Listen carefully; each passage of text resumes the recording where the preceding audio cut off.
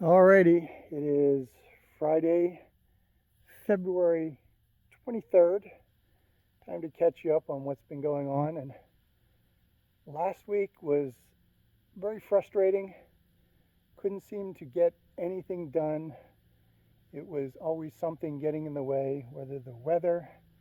We've had some really cold days here, cold and wet. And honestly, in the mornings up to like noon, 12:30, it was even too cold for me to get out and do some of the work on the Quonset hut. So I had to just stay inside and do some computer work and do whatever. But yeah, and there's other things that was keeping me from moving forward. But this week I finally broke the curse, and I think I am moving forward pretty well now.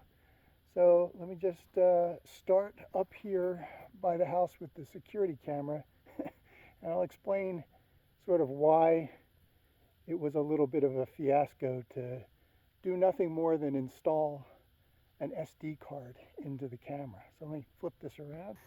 And first of all, I did get it painted.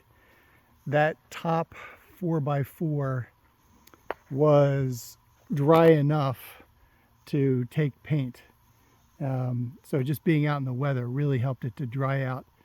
So I got it all painted, and I did in fact caulk right there, let's see, right there where the Cat 6 cable and the high voltage cable come out of the 4x4, because didn't want bugs getting in there. If bugs got in there, they have that whole center section that's hollowed out to make a nice home in there, and I certainly wanted to prevent that. So that got caulked up as well. But the issue with the SD card was, let's see if we can zoom in on this. There's a little tiny hatch. Let's see if I can hold it steady. I don't know if you can see that or not. I can't really even see that holding the camera. Maybe you can see it, but right at the bottom there on that ball turret is a little hatch that covers the opening for the SD card, and it has two little screws. They're Phillips head screws, and I had to remove that hatch to be able to put the SD card in. So I got some screwdrivers that I had in the Quonset hut, and I got a pretty good set of screwdrivers, and I got at least 2 or 3 of them that were Phillips head and seemed like they would be a perfect fit for those small little screws. So I got up on a ladder up there, and I'm trying to unscrew them, and they just were not engaging in the heads of those screws. So I'm like, oh boy, I don't want to strip those screws, because if I strip those screws, I'm never getting that hatch open, and that'll limit the ability for that camera to record anything that comes onto the property. I can remote view it, but I can't record it. So anyway, I decided I was going into town, and I would pick up a set of really fine screwdrivers at Harbor Freight, which I did, and they've got nice long thin I guess stems to them with a Phillips head at the end, and they look like they would be perfect for taking those screws out. So I went up there on the ladder. I'm trying to use those screws, and nope, they're not engaging in those 2 small screws. So I figured, okay, I can't really put much pressure on those screws with it being in place. So I decided I would take down the camera. There's 4 screws that hold it up on that post, and then I had to strip off all the duct tape that keeps the Cat 6 cable connected to it waterproof, and then there's also duct tape around the power connection to the camera. So I had to get those all off, and then I had to pull off a wire staple which was holding one of the cables coming off the camera, so that had to be pried open. And I finally got the camera down so that I could work on it on like a flat surface. So I took it inside and I tried those same screwdrivers again, the good ones that I just bought. Still could not engage those screws. So I went down to the Quonset hut and I got every single screwdriver I own and I brought them all back up. And fortunately, there was one small screwdriver that I had in the past ground down the width of it to fit some other screw that I was trying to get off. And that actually engaged it. In fact, it was a flat head screw. Now those screws are Phillips head, but one of the sides goes all the way across so that you could use a flathead screwdriver as well.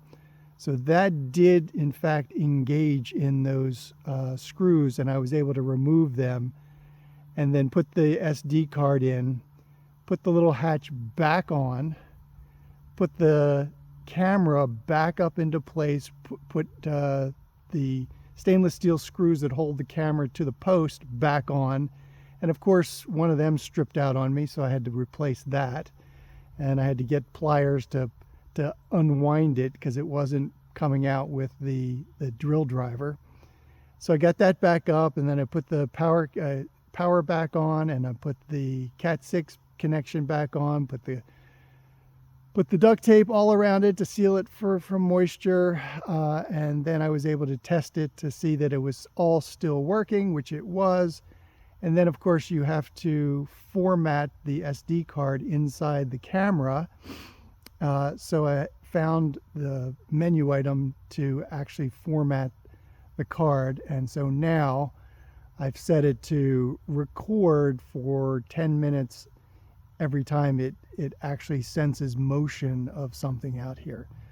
So you can understand why that was a bit of a fiasco. That took about 2 hours just to get a SD card in, plus a trip into town to get new screwdrivers, which ended up not working at all. So those are the kinds of little things I'm dealing with, just trying to move forward. So I'd say that this little project here is done. The only thing I have to do on the house side is maybe neaten up the wires and bury the one cord that plugs into the outlet that gives this thing power, and it should be done. All right, so next we'll move down to the Quonset hut and talk about the fiascos that went on there last week. And yeah, so okay, here we go. I'm gonna go down there now. Okay, so I'll give you a quick look at the end result of the last weeks of work, and then we'll talk about what I needed to do to get here. So there it is. I think I'm only going to leave the one cross member there instead of doing the X like I had before in the previous video, simply because it looks too busy. And I think this is fine. I like this a little better. It's just a little simpler, and it's very typical carriage door style, with just the one cross member going from the bottom hinge side up to the top outer section of the door.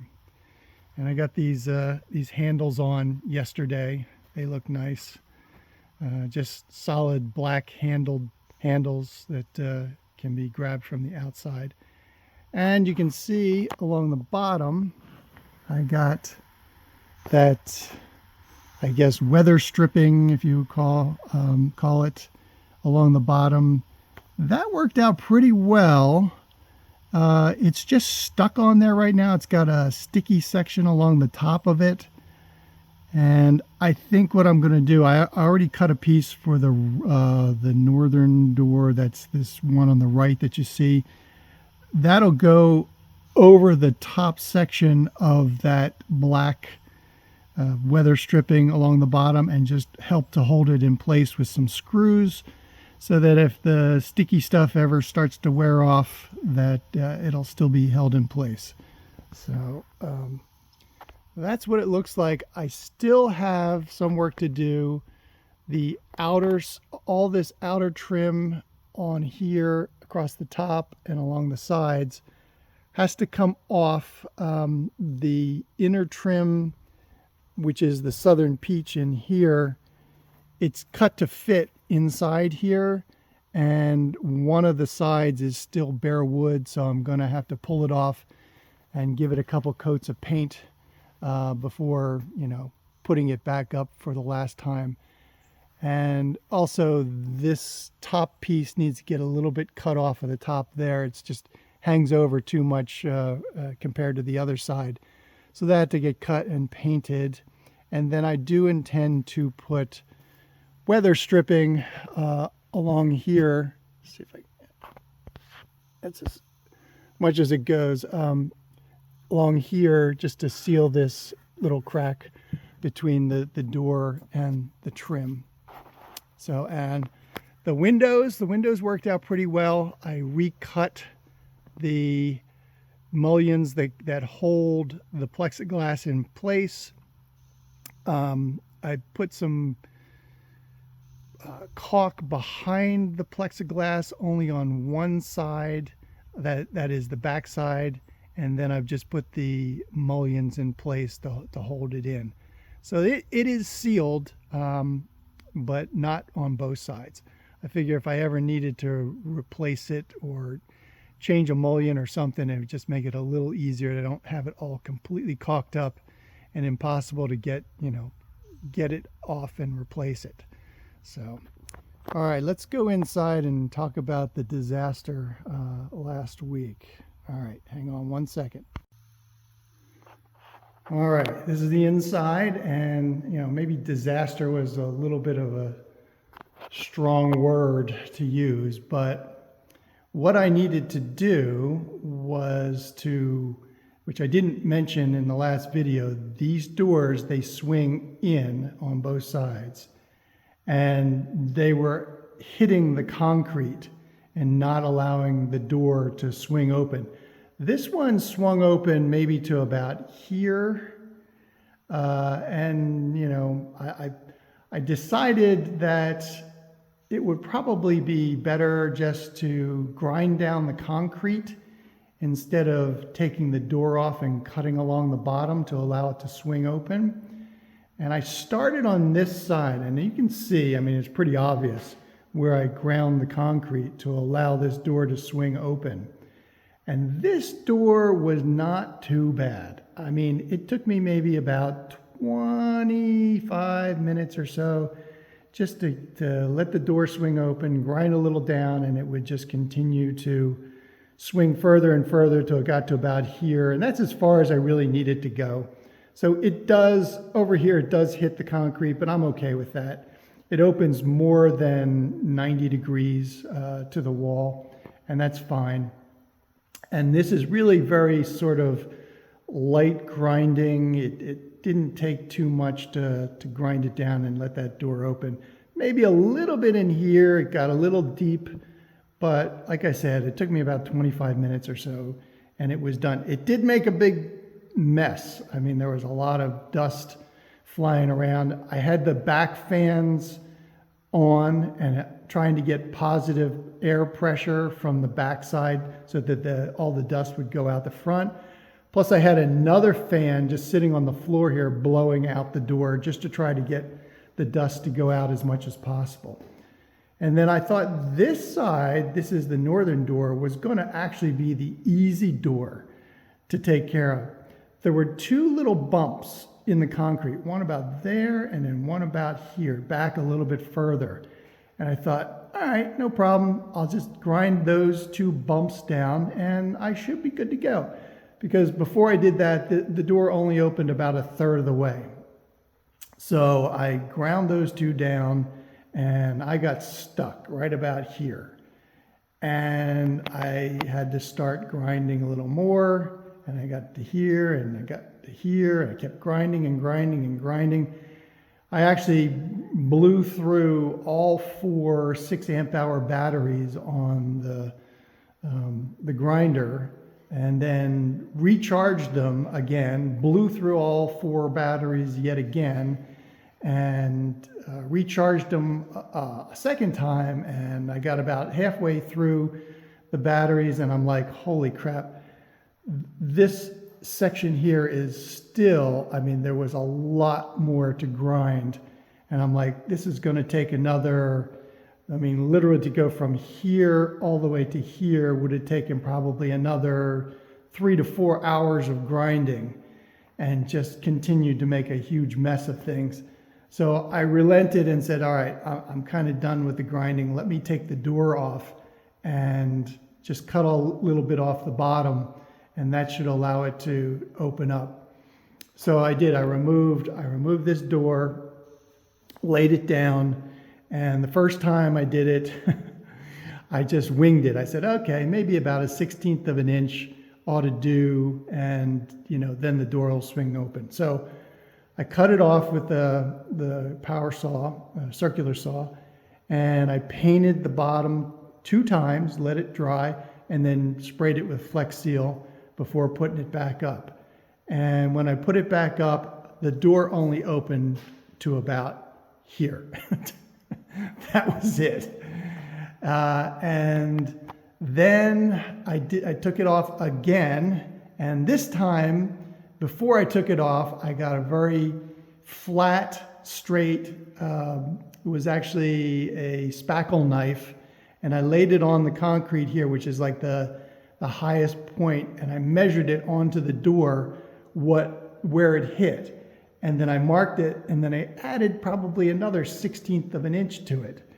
And so I took the door down, and then I cut that off, painted the bottom twice, sprayed it with Flex Seal, put the door back up, and it still wouldn't open. It only got to about here, and it got stuck. So I took it off a 3rd time. I cut off another 1/16 of an inch, painted the bottom twice, sprayed it with Flex Seal, put the door back up, and it only came to about here. I'm like, oh man, this is really killing me. So I took it off a 4th time, cut a little bit more, painted the bottom twice, sprayed it with Flex Seal, and it still didn't open all the way. I got to about here. I'm like, okay, I'm looking at the bottom. I can see the light. I got plenty of space underneath the door to about here. So on the 5th time that I took this door off, I cut some off the bottom, but I did like an angle cut from like the middle of the door about here to the front. And then I painted the door on the bottom 2 times, sprayed it with Flex Seal, put it back up, and finally the door opens all the way. So that was like very, very frustrating to actually measure where I'm supposed to cut it, and it still doesn't open. But with all of that going on, before I even could get to that, all this grinding here, like I said, took about 4 hours of grinding. I blew through all those batteries, grinding it away. It just coated the entire inside of the Quonset hut with like white dust. So I spent a good almost 5 full days cleaning every inch of the interior of the Quonset hut. I mean, I'm talking the floors, I'm talking the walls, I'm talking all of the shelving units. I took everything off of every shelf, cleaned the shelves, and then put it all back. So it literally took me 5 days to clean everything in here. There was dust on these fans that had to get hosed off from both sides. And, it was just very frustrating that I really couldn't move forward until, I could get everything clean again. In fact, there's still some little areas, like up here above the door, I still have to hose that off because I know that there's, a fine layer of that concrete dust still up there. But the good news is that a comprehensive cleaning was always in the plan prior to me painting the floor.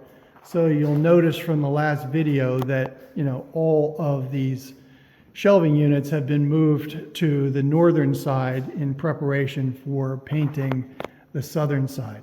So everything's, I mean, the whole floor has been washed and hosed out and then broomed out.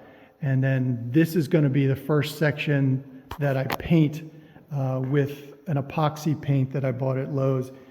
It says 1 part epoxy for the garage floors, but I don't even know what that really means.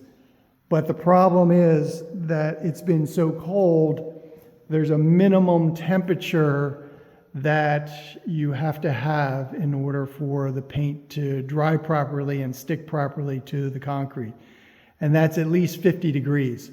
So I want to make sure that the concrete is of the proper temperature and cleaned properly before I put that paint down, because I spent $225 in paint just to paint this floor, and I don't want it to cure improperly or not go on and stick. So yeah, I'm kind of I'm sort of ready, but since I've cleaned this, I've had to use the saws, and it's probably going to have to get either probably washed out one more time or blown with the leaf blower just to clean off the dust. It's still pretty clean, but you got to have it almost perfect for putting paint down. So that's kind of what I've been dealing with. I did cut these little holes here in this sheathing. You notice that this sheathing on the northern door is back on. This little hatch gives me access to the turnbuckle. If the door ever starts to sag, I can just turn that turnbuckle and kind of lift it up a little bit on this side. So, counteract the sag in the door. And what else? I think that's pretty much it. You can see one of these cane bolts here. That's going to go on there, and there's another one for the southern door. And there's some cane bolts that go into the top section. I'm not sure if I'm going to use them or not, because they're just kind of a pain being so high. I mean, I can leave them unhooked and then maybe hook them for a storm or something like that, but I'm still deciding what to do. And then I've got the other hinges. You can see them here. They're sitting right there and there. I'm going to put some hinges on each side, there, and there, just to give a little bit more hinge strength for the doors. Although I have to admit, they're really not a problem. They're not sagging at all when I'm swinging them open. They seem to swing very, very nicely. And, since I have the hinges, I'll put them on. But other than that, no real problems so far. All right, I think you're caught up for now. So, I'll keep working on the few things around here. And, a couple other little things. I did get these little pieces put in the side here. I had cut them just to fill in this section here. And I had to cut the aluminum here because I cut so much off the bottom of the door. I had to cut this piece of aluminum. There's 2 pieces actually. That was a pain. And then I had to repaint it and put it back on. But I think everything is there, and this weather stripping does seal along the bottom on the outside pretty well. Maybe not perfectly, but I think it's about as good as it's going to get. So we'll see. I don't see any bugs coming in here. It looks pretty good so far. So I'll let you know. All right, that's it for this one. Talk to you later.